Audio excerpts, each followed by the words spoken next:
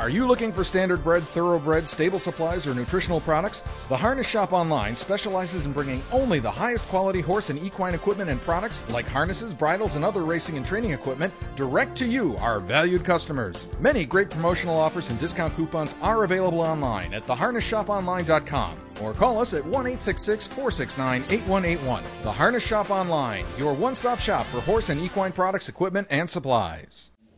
As a result of living rules, changes either horses performing or not, or drivers? There's a real small percent of the horses, especially if you watch the races in Ontario and you drive up there, there's a small percent that you'd like to reach up and hit. But personally, I think the races look better without a guy swinging one-handed on them. That's just my opinion.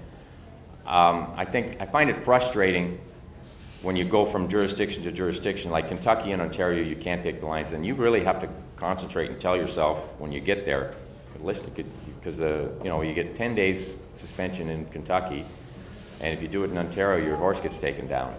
And when you're used to taking the lines in one hand, it's a conscious effort not to do that. So I wish they would just go, not only that rule, but all our rules, have come up with a universal set of rules for harness racing. And that's just kind of one of the reasons our industry is where we're at. We can't even get our rules straight across the board. We just get no unity in decisions from jurisdiction to jurisdiction, and I find that frustrating. I think eventually you'll see the whipping rule changed everywhere, but it takes time, and they can't seem to grasp on the situation that we need universal rules. I mean, can you imagine if football was?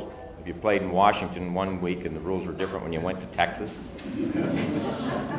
I mean, that's what we deal with. It's impossible to do. I think it'd be great, but it's impossible. You just got too many state jurisdictions that won't cede any power to anybody else.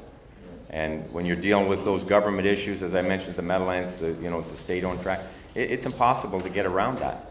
And if you look at it historically, take the NFL, when Pete Rozelle took over, what he did with that.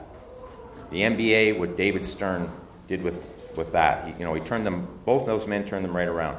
If you look at NASCAR, they're a family-owned entity, and whatever they decide, all those three were basically run like a dictatorship. And that's what made them successful, rightly or wrongly, and those three entities made 98% of the decisions were right. But they're run like a dictatorship, and we'll never have that. As long as the states are involved from state to state, they won't give up any power. And as I've said, we've got so many organizations that are formed that really don't have any power, except for the commissions. And if you got them all together, I don't think you're going to find out, they wouldn't agree on where to have the meeting, let alone what to do when they got there. So it's really unfortunate, but that's the situation we're in, and it definitely holds us back.